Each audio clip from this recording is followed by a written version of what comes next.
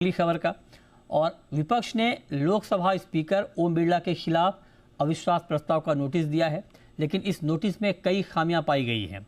Notice में फरवरी 2026 की जगह फरवरी 2025 की घटनाओं का 4 बार जिक्र किया गया है, जबकि नियमों के मुताबिक केवल मौजूदा सत्र या घटनाओं के आधार पर ही ऐसा प्रस्ताव लाया जा सकता है। इसी आधार पर यह नोटिस प्रारंभिक स्तर पर ही खारिज किया जा सकता था, लेकिन लोकसभा अध्यक्ष ओम बिरला ने सचिवालय को निर्देश दिया है कि दोषपूर्ण नोटिस में जरूरी सुधार करवाकर नोटिस को दुरुस्त किया जाए, ताकि नियमों के मुताबिक अविश्वास प्रस्ताव के नोटिस पर आगे प्रक्रिया बढ़ाई जा सके। इस खबर पर नीरज बने हुए हैं हमारे साथ।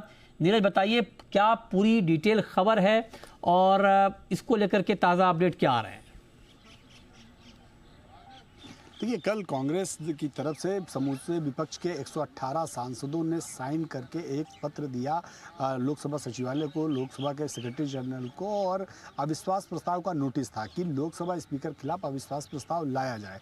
लेकिन उसमें कई त्रुटियां थी। उसमें जैसे कि 2 फरवरी का जिक्र किया गया था, तो लेकिन 2 फरवरी 2025 लिखा गया था, 2 फरवरी 2025, 3 फरवरी 2025 लिखा गया था। उसके बाद वो कई ऐसी त्रुटियों की वजह से वो टेक्निकली रिजेक्टेड माना जाता, लेकिन बाद में थोड़ी देर बाद ही विपक्ष ने उसको सुधार करते हुए एक पत्र और सेक्रेटरी जनरल ऑफिस में दाखिल करा दिया। लोकसभा सचिवालय की तरफ से भी उन त्रुटियों के लिए आपत्ति जताई गई और कहा गया कि आप या तो फ्रेश लेटर जारी कर दे दीजिए या फिर इसमें त्रुटि ठीक करके ले आइए। तो दोनों चीज़ों में अब ये हो गया है कि उन्होंने एक फ्रेश लेटर दे दिया, जिसको लोकसभा सचिवालय ने एक्सेप्ट कर लिया गया है। और जो नियम होता है लोकसभा का, उसके अनुसार जब लेटर मिलता है तो ठीक उसके 14 दिन बाद उस पर सुनवाई हो सकती है। तो 14 दिन के दौरान अब चूंकि अगला जो सत्र है, बजट सत्र का जो सेकंड सेशन है, वो शुरू होगा 9 मार्च से। तो अब जो भी उस पर कार्रवाई होगी वो 9 मार्च से होगी, यानी कि 9 मार्च को जब लोकसभा की कार्रवाई शुरू होगी तो उस दिन इस पत्र को सदन के सामने रखा जाएगा। जो भी चेयर पर बैठा होगा चेयरमैन, वो संसद सदस्यों से उस नोटिस को आगे बढ़ाए जाने की अनुमति मांगेगा।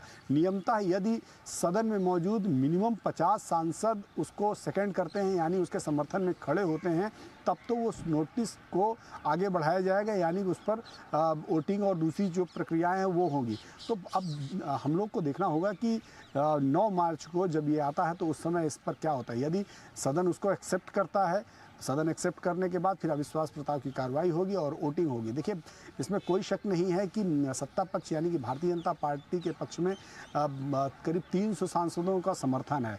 विपक्ष के पास आंकड़े अभी लोकसभा स्पीकर को हटाने वाले नहीं हैं। लोकसभा स्पीकर की कुर्सी को कोई खतरा नहीं है, लेकिन चूंकि एक मैसेजिंग देने के लिए विपक्ष ने ये अविश्वास प्रस्ताव का नोटिस दिया है।